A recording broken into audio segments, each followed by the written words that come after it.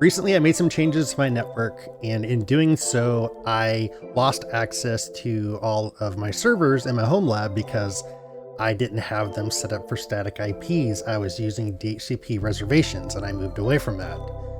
So in this video, I'm going to show you how to set a static IP address on your Ubuntu server. Let's get into it. Hey, what's up everybody? Like I said in the intro, today we are going to set a static IP address on an Ubuntu server. So the first thing we want to do is we need to figure out what the IP address is of the server. Originally, I had all of my virtual machines in Proxmox set up for DHCP reservations. I recently moved away from that and went over to static IPs, and now I lost access to all my servers like I said. So to find the address of your server, there's a couple things you can do. If you have set up pass-through, so we're going to do today is my server called Fury. If you've set up pass-through of your IPs, your guest agent, as you can see with Thor, I do not have that set up, but with Fury, I do. We can see that my address is 192.168.50.51. If you don't have that set up here, what you can do is go into your DHCP server. Most likely that's probably on your router, and take a look and find the server listed in the IP range. So as I said, mine's 50.51. What we need to do is we need to SSH into that server. Go ahead and fire up your favorite terminal software and connect into your server. My favorite SSH client is called Tabby. I am logged into the server, and what we need to do is we need to tweak some settings to network files. So the first thing we need to do is let's go ahead and set the IP address, just in case when we disable DHCP, we want to make sure it has an address and we'll be able to log into it. We're going to go ahead and run IPA, and that's going to show us more information about our network card. So IP space A. And what we want to do, we'll scroll up a little bit here, and we want to find our Ethernet adapter.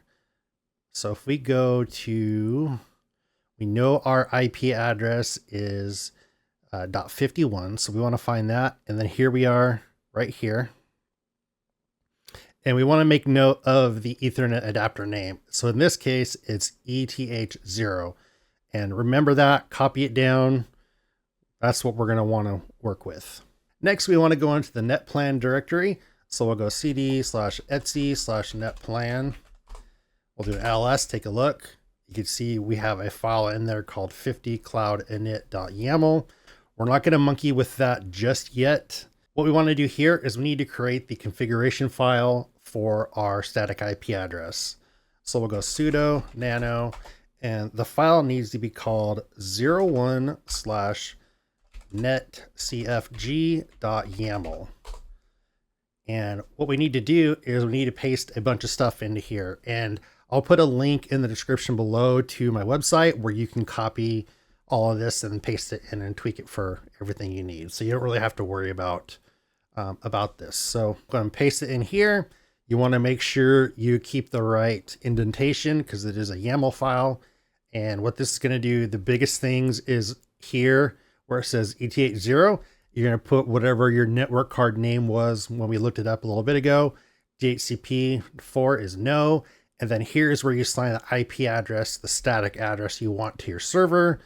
Add in your gateway, any name servers you might have, and then we'll do Control X, and then we'll do yes to save, and then enter.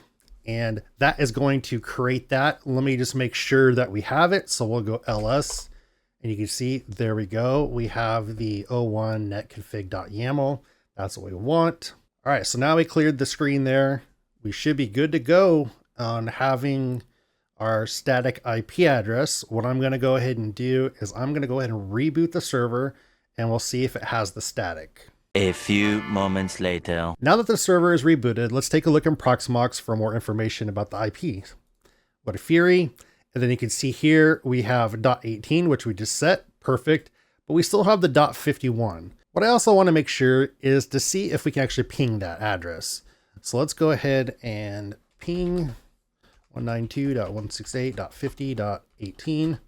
Cool, we get a ping from it, so the address is live now. That's perfect. That's exactly what we want. What we don't want is it to have both addresses. So we need to get rid of the DHCP server address. Go ahead and log back into your server with your SSH client. If your Ubuntu server is initialized with cloud-init, you will need to go and do this step. If not, you can go ahead and skip it. If you do it and you didn't need it, you'll reboot and you'll find that possibly your server has no IP address. And what you'll have to do then is try to get into it via the console if you can. So if it is provisioned with cloud-init, do this step. If it is not, you can go ahead and skip this step. Now we need to disable the network for the cloud config. So we'll go into the directory. So cd/etc/cloud. We'll see what's in here. Cloud-config.d is the one we want. So we'll cd into that. What we want to do here is create a new file. So we'll go sudo nano, and then we'll do the name of the file. Again, I'll put this on my documentation website, but it's 99-disable-network-config.cfg. We'll open that up, and we need to paste this information at the very top. Network config disabled. And we'll go ahead and do Control X and save it. And that'll be on my website as well. Just take a look in the description. I'll link it over there to the website. Clear our screen. And then finally, what we need to do is we need to go back into that netplan folder, and we need to disable one file. So let's go cd/etc/netplan. Now that we're here in the folder, let's go ahead and do an ls, see what we have. And it's this 50 cloud-init file that we need to remove, or in this case, we're just going to rename it. So we'll go sudo move and then 50 tab, and then we need to do a file name for it. So we'll do 50 tab again, and then just do a .bak. So we'll back up. And there we go. We now see we have that cloud-init file all created and moved to a different file name. So it's not gonna work and be loaded by the system. Let's go ahead and reboot one more time. And then we'll see if we just have the static now with no DHCP address. Now that our server has rebooted, we can take a look here in Fury, and we see now it only has that 50.18 IP address, and that's exactly what we wanted. We'll go ahead and SSH into it and make sure everything works. And here we are SSH'd into our server with the correct IP address. If we scroll up and take a look at the ETH0, which is the name of that network card, we see our IP address right here, 50.18, and we no longer see our DHCP server. That is exactly what we wanted.